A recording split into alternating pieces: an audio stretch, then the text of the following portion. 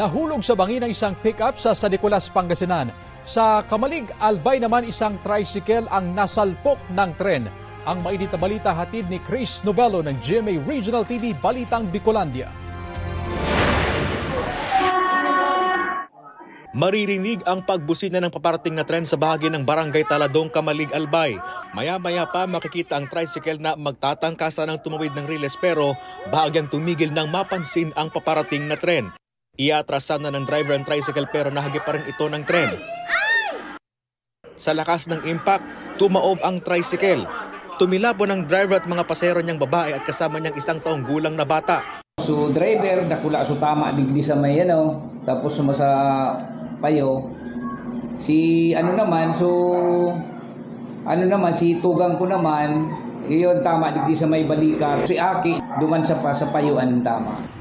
Sa ngayon, nagpapagaling sa ospital ang 2 pasahero habang nakalabas na sa ospital ang driver ng tricycle. Nakipag-usap na rin ang pamunuan ng PNR sa mga biktima. Pakiusap ng kapitan ng barangay sa pamunuan ng PNR.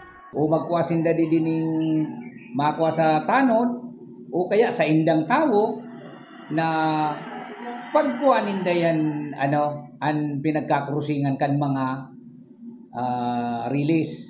Dahil dakulon ang abot kaya na magiging aksidente, wis buhay. Isang pick-up truck ang nahulog sa bangin sa San Nicolas, Pangasinan. Mabuti na lang at agad nakatalon palabas ang 2 arkitektong sakay nito bago tuluyang mahulog ang sasakyan sa bangin. Sa investigasyon ng mga otoridad, posibleng nakatulog ang driver na galing sa site visit. Nagpapagaling na ngayon sa ospital ang mga sakay ng pick-up. Patay sa pamamaril ang isang babaeng 54 anyo sa loob ng kanyang tindahan sa Lemery, Batangas. Ayon sa pulisya, ang dating kinakasama ng biktima ang sospek sa pagpatay na nagbaril din sa leeg. Nakipaghiwalay raw ang babae at gusto sanang makipagbalikan ng lalaki. Dead on arrival ang 2 ng isugod sa ospital. Sinisika pa ng GMA Regional TV Balitang Southern Tagalog na makuhanan ng pahayag ang mga pamilya ng biktima at ng sospek. Mula sa GMA Regional TV Balitang Bicolandia, Chris Novello nagbabalita para sa GMA Integrated News.